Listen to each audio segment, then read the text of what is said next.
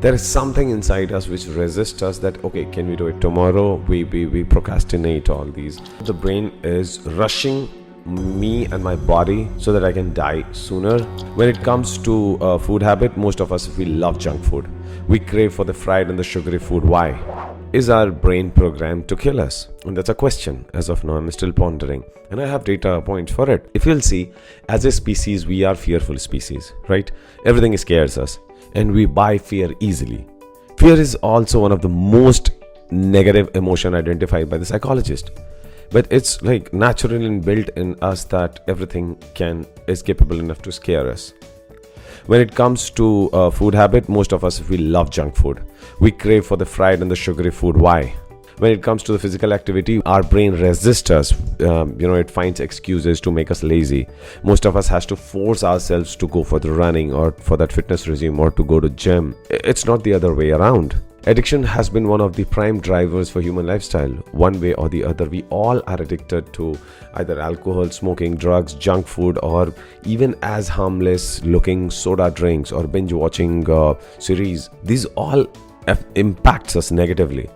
But for some reason, if we do not resist the brain, we kind of get hooked to these things. Awareness and education, which has been the savior for humans, always face resistance from the individual. There is something inside us which resists us that, okay, can we do it tomorrow? We procrastinate all these. Education, there a lot of effort goes behind educating people, whether what is good, what is bad. Why do we need all those efforts? Anger, ego, revenge, disgust, frustration, all these comes together and affects us mostly in a negative way. Why? I know there are rational answers that this is how we have evolved, this is how our society is, this is how, the hormones work. But my point is, end of all these things, what it remains is that everything coming together, the brain is rushing me and my body so that I can die sooner. And I have to educate myself and fight my brain. The natural instincts, I should not say the brain, in fact the good and the bad, they both resides in the brain. The natural instincts takes me towards the unhealthier side of it, where the education or awareness helps me so that I can build better habits and come out of it where we create something not for only us but for the overall humanity, and such people becomes example for all of us.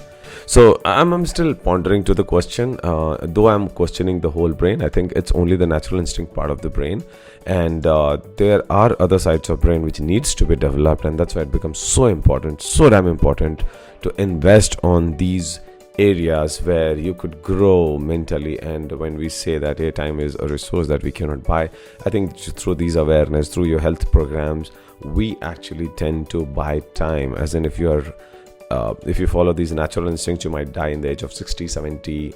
But if you follow a good regime, a good habits, a good thought process, I think people can easily live up to 90, 95, and that's there you are buying around 20 to 30 years, which I think is huge.